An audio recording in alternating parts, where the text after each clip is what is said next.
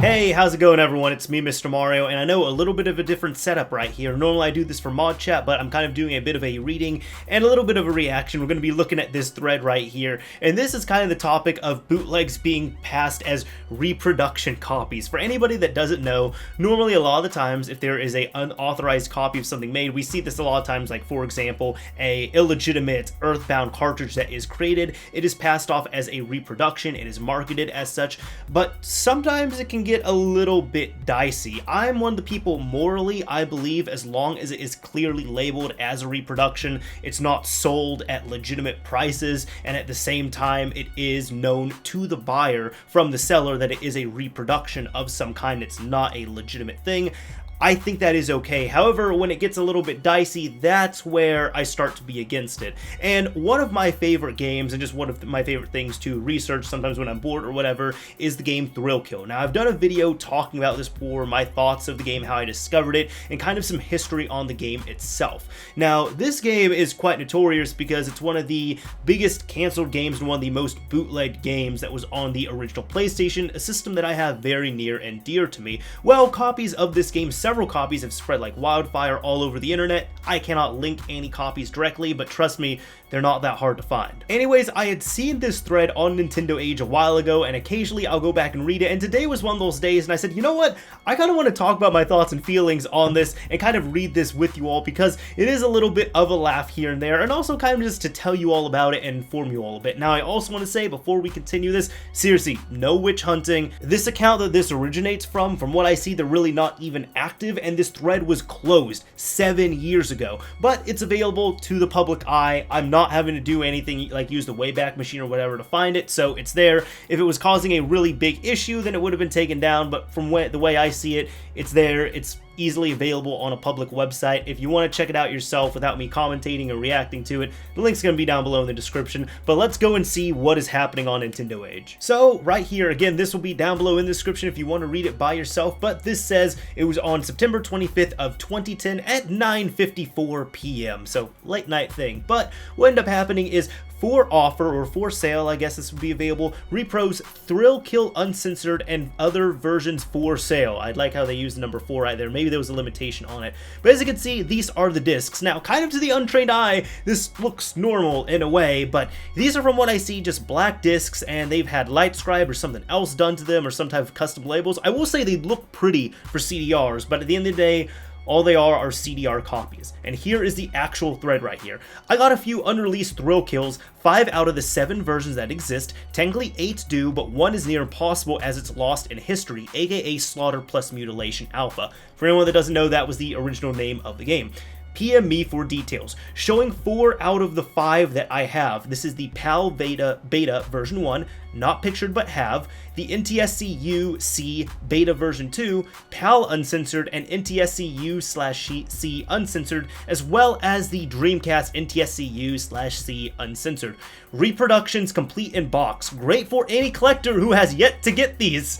This is the thing I don't really understand though. If you're a collector, I mean, you probably wouldn't be going after reproductions, but here he also says, I also do Castlevania Symphony of the Night E3 version and Baldur's Gate, all original artwork / craft. Otherwise, he is saying, I download ISOs from the internet and burn them onto discs and sell them. They do require an extra step to play. PM for the specifics, informing me if you have a PSX gray model, PS1 white model, PS2 fat model, PS2 slim model, or a PS3 fat. This thread was shot down the last time I posted this and claimed what is now edited in. I respect games that were released in the stores and everything else going with that. If you have the NTSC-UC or PAL censored version, please PM me with a link. I would like to have a complete 7 out of 7 set to offer. Now here's the deceitful thing with it, right?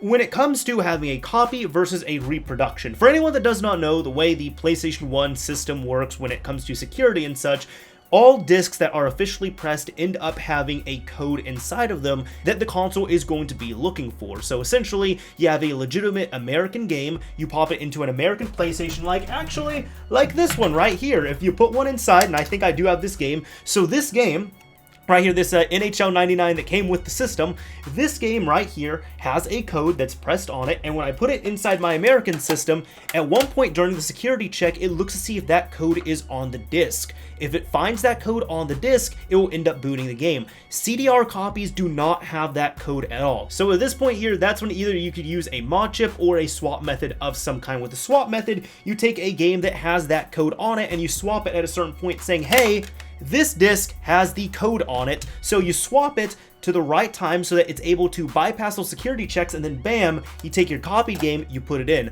Or if you have a mod chip, you're going to have a disc that goes in there that is a copy such as this right here. It's then going to say, hey, this disc does have that code. This is a American copy of the game, so we're good to go, and it will boot up. That's how the mod chip works on these older systems. Now, having a reproduction would imply that, hey, this is a pressing of some kind to the point where if it's a reproduction, it should not work without any type of modification. You should just be able to take the game and pop it into your system and it should work without modifying.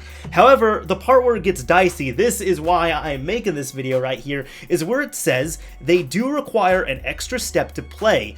PM me for the specifics, informing me if you have, any PlayStation or whatever it is. So that is why he's trying to be careful with his wording. Essentially, this is saying, hey, I make reproductions. What that means is I have these other ones available that are unreleased games that I'm burning onto CDRs and selling to people. And then right here, they do require an extra step to play. That means that if you message him, he's going to tell you, hey, you need to do a swap trick, or you need to have a modded PS1, or you need to do something else. But that shouldn't happen if it's a reproduction. Like, if it's a reproduction, it should just go on there. It should be fine. It should work. Not with this. This is just straight up bootlegging right here. The other telltale here as well too is he mentions he has a Dreamcast NTSC UC uncensored version. This game never came out on Dreamcast. This was never supposed to come out on Dreamcast. It was never slated for Dreamcast at all. What he did was he ended up taking the Bleem like all-in-one pack that was a very early alpha or beta for Dreamcast, and he ended up injecting that into Thrill Kill itself. I know about it. I've tried it out myself. It's not an official thing at all. It's just a kind of a slop together thing. And also, if you're going to play Thrill Kill on the Dreamcast, I'll tell you this, it is an extremely disappointing experience. And here, just kind of going down a little bit, this guy, he's saying, is that a Dreamcast version? I thought this was PS1 only, as I said just a few posts ago. And then one guy just straight up says right here, these are bootlegs. Now here we're going to be talking about this. By Atari 2 end up saying, some forums have a policy against selling bootlegs, but this forum may allow it. I would think that would require you to at least state it is what you are selling. If not for them, then to prevent an issue with an uninformed buyer. The discs do look nicer than the average bootleg, so someone might still want to own these. The only real prototype for this title I've ever seen is this one on an Activision disc. I'm not sure what build this is. So as you can see right here, this would probably be the only possible, official copy of Thrill Kill that you would be able to sell off. This is as official as it gets, honestly. And right here, this is even verified by an Activision employee. This is quoted right here, but Mike Mitka ended up saying this, employee about the CD pictured above in this post. So he ended up saying this. The answer to the mystery is right there under our nose. Actually, Ken is right. This is legit. It's a copy of Thrill Kill used to demonstrate the engine to Activision for use in the Wu-Tang Clan game. This and other copies were circulated at Activision to help make the decision to go with the developer. So he actually is awesome enough to link to this whole Atari Age thread right here that you could check out, and I'd highly recommend giving that a read too if you were going to go onto this. But he's essentially saying, hey, listen, all of these right here, these are nothing but nice looking CDR copies. This right here is still a CDR copy, but this is about the most official pressing of Thrill Kill we're ever going to get, because this was straight up from Activision, who, ended up having the companies right there. So now here, we're getting a few days in, he was saying, I knew there were hats, posters, and the art existed, yet the stuff found is half ours. I do make the PAL, NTSC, and Dreamcast covers, art inlays. He's been bumping it, and then he said, this guy right here said, so basically these are boots and you were selling them as original. Now this guy, the OP, said, never claimed that. Another person called him out and said, yeah, but you never said fakes. You left it open to mean originals. You even went so far as to call them unreleased. That seems very misleading. So I guess at this point right here, there was some chatter amongst people because this was actually edited. The original post was made September 25th, but this was edited as recently as October 13th. in 2010, of course, so this had to be edited. I guess it was a little bit more misleading before, and people were calling him out on it. But even right here, you know, somebody said, I think calling them betas is worse than calling them unreleased. I know people sell bootleg multi-carts and HK Hong Kong carts all the time. And then somebody replied and said, exactly right, maybe the seller could call these very nice looking reproductions. And someone even here offers, they asked, and this is actually after the last update, will those play in an unmodded PlayStation? If so, I may make you an offer. And now here, even again, some people are saying it's evolving here. If they play in an unmodded PS2 or PS3, I'd be down, not done, down for a copy of it, though I think that might be doubtful. I agree that a custom case would be sweet and would certainly drive up interest on my part. And then this guy, the OP, said to comment on the betas, there is no other way to explain what they are, because that's how you categorize them. Version 1 is different from version 2. Updated info, explanation at the top of why. And now somebody just straight up asks, are these just CDRs that you burned? They aren't worth more than like $3 each then, if even that, considering how cheap CDRs are these days. Never though, I'd see the day where now CD burns are being labeled as repros. If the Dreamcast version is a PS1 with Bleemcast embedded to run it on the Dreamcast, it is highly illegal for your information. Also, I'd say these are worth $1 since you could just download the ISOs yourself and burn them on the 20-cent media. Now this guy, Atari, this is what he had said. This is one of his last posts, but he said bootleg or copies explain exactly what they are. It may be a bootleg copy of a beta version 2.75, but it is not a beta. There are people who would still buy them, but you have to be more forthcoming, as people are still asking questions and you ignore them almost as if you don't want people to know that these are bootleg copies and they won't work on a retail system without modding of some type, just like every other game on a CDR. Yo, dude.